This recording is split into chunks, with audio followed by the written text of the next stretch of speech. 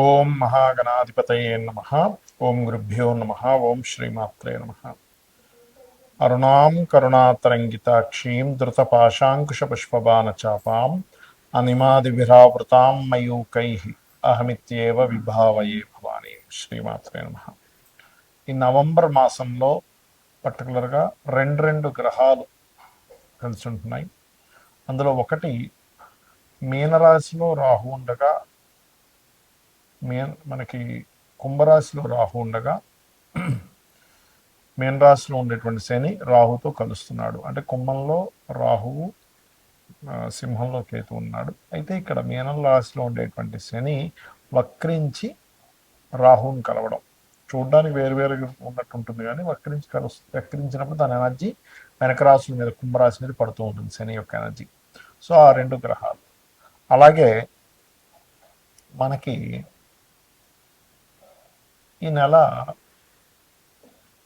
బుధుడు కుజుడు కలిసి వృశ్చికంలోని, మరియు అదేవిధంగా రవి శుక్రుడు కలిసి తులారాశిలోని, మరింత కొంతకాలం తర్వాత ఈ బుధుడు శుక్రుడు కలిసి మరలా తులారాశిలో, ఇలా రెండు ప్లానెట్స్, రెండు శుభగ్రహాలు ఒకసారి నీచభంగ రాజయోగం కలవడము, మరొకసారి అగ్రెసివ్ ఇచ్చేటువంటి ప్లానెట్, బుద్ధికి సంబంధించిన ప్లానెట్ రెండు కలవడం.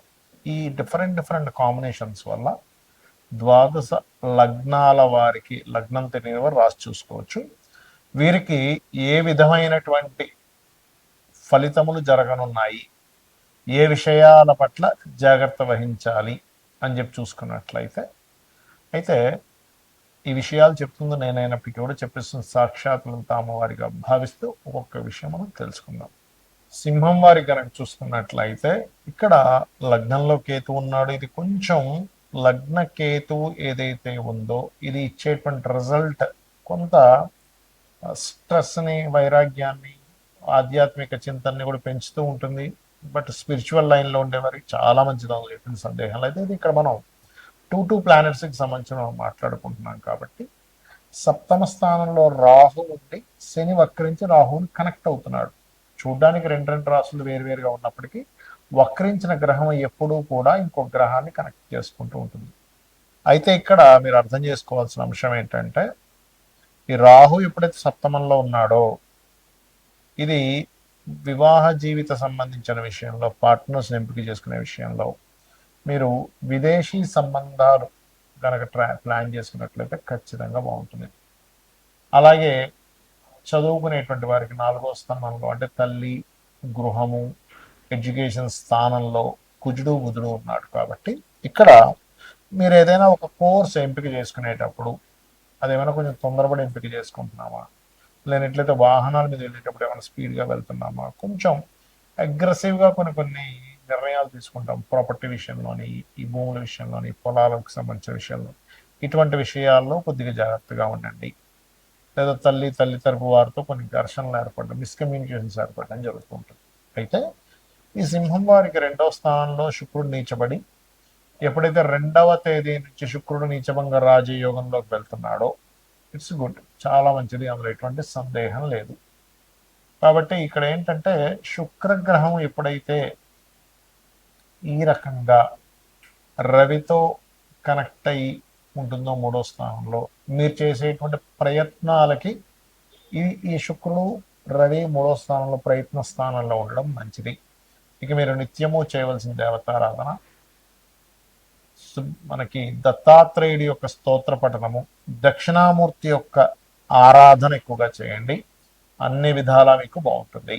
చాలామంది జాతకం చెప్పించుకోవడం వల్ల ఉపయోగాలు ఏమిటి అనేటువంటి అడుగుతున్నారు. అయితే నేను మీకు ఒక క్లారిటీ ఇస్తున్నాను, గుర్తుపెట్టుకోండి. జాతకం చెప్పడం అంటే ఎంతసేపు ఏలినాటి శని ఉంది, మీకు ఫలానా కాల్సపయోగం ఉంది, కదా గండం ఉంది, ఇలాంటివి మాత్రమే కాదు. అవన్నీ చాలా చిన్న అంశాలు ఏలినాటి శని అనేటువంటివి. ఎందుకంటే నేను నా ఎక్స్పీరియన్స్తో చెప్తున్నాను. జాతకం చెప్పిన తర్వాత ఏమంటే నాకు ఏలినాటి శని మీరు మాట్లాడలేదు అంటాడు.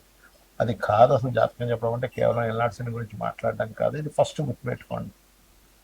మీ జాతకం ఏం చెప్తుంది, మీరు పడుతున్నటువంటి శ్రమకి, మీరు టైం స్పెండ్ చేస్తున్నటువంటి సమయానికి ఏ మార్గంలో వెళ్తే మీకు అన్ని విధాల లైఫ్లో బాగుంటుంది అనేటువంటి ఒక పర్ఫెక్ట్ డైరెక్షన్ని చూపించేది జ్యోతిష్యం, గుర్తుపెట్టుకోండి.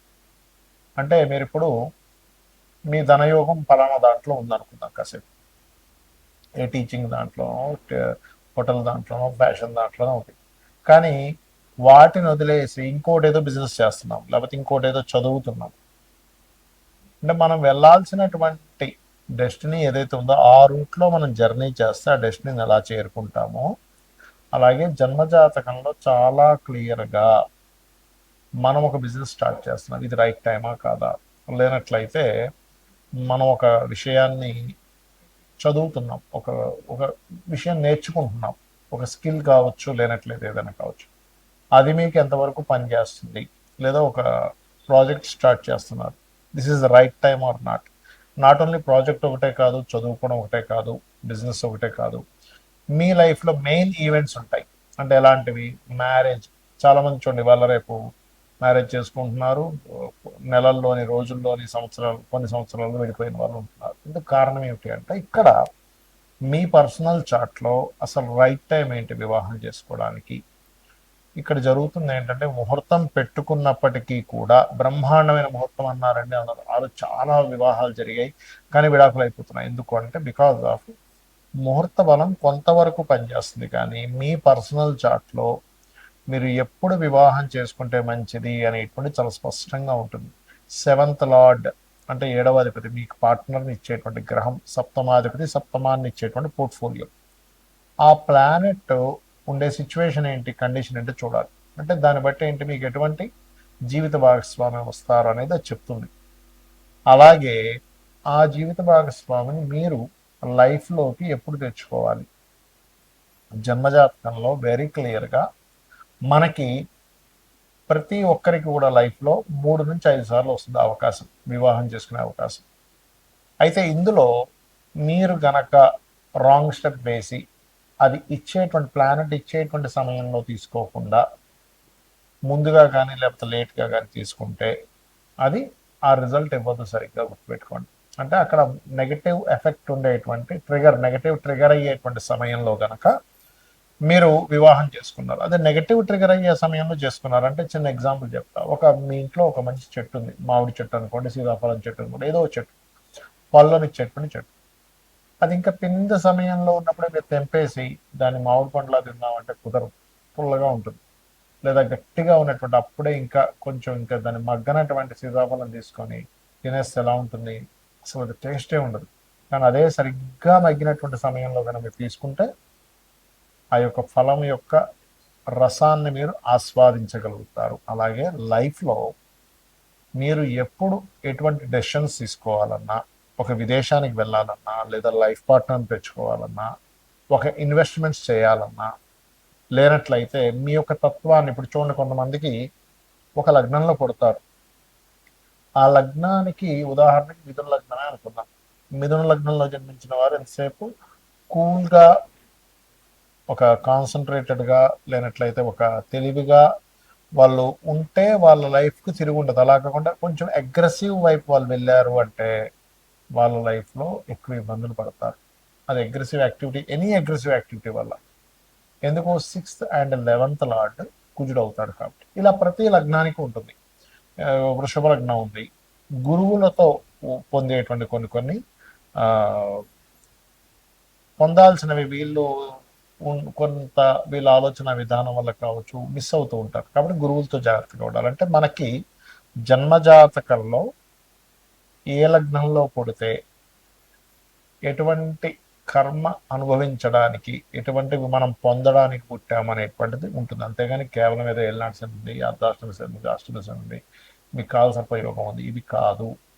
చాలామందికి తెలియక ఇది బేసిక్ లెవెల్లో బేసిక్ విషయాలు, ఇవి తెలియక అనాలిసిస్ గురించి అర్థం కాక ఏవో పిచ్చి పిచ్చిగా అయ్యో ఇంకా ఏళ్ళనాటి శని మాట్లాడలేదండి అంటుంటే నాకు చాలా నవ్వేస్తుంటుంది. అంటే ఏంటి చిన్న చిన్న విషయాలు పట్టించుకొని, అంటే నేను ఎందుకు చెప్తున్నానంటే ఈ విషయం, ఏళ్ళనాటి శని మీ జీవితాన్ని పాడు చేసేటట్టు అయితే, నేను చాలాసార్లు చెప్పాను, పిఎం మోడీ గారు ఏళ్ళనాటి శనిలోనే అయ్యారు పిఎంగా.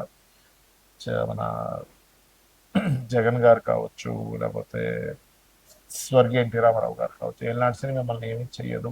స్లో అవుతుంటాయి పనులు, కొంచెం అవమానాలు పడుతుంటారు, కొంచెం స్ట్రెస్ ఎక్కువ పెరుగుతుంటుంది, అంత మాత్రం చేత జీవితం ఆగిపోతుంది. ఇది గుర్తుపెట్టుకోండి. శ్రీమాత్రే నమః.